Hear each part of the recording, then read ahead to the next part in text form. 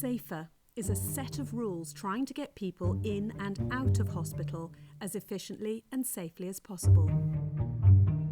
From the moment someone becomes a patient, they need to be involved in decision-making and feel as if every day is a green or useful day, making progress towards getting better and going home. By midday, all patients should be seen and decisions made about their treatment and discharge plans. Aim to review discharge dates daily. Make sure your patients or their carers and families can answer these 4 questions.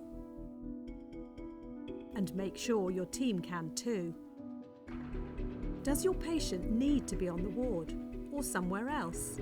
Or could they be going home? This is about communication.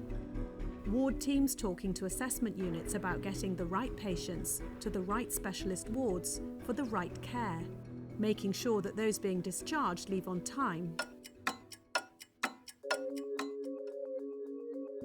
We need to prioritise the flow of patients to try and ensure that acute beds are available for people who are acutely unwell.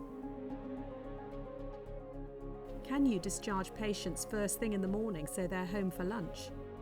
Can you prioritise those jobs today that will allow someone to leave tomorrow morning?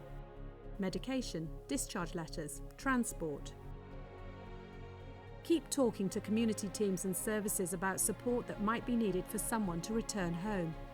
Keep planning ahead to help us, help you, to make acute beds available for those who really need them.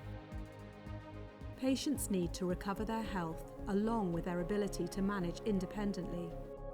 That starts with them being involved in their care plan and invested in getting back home.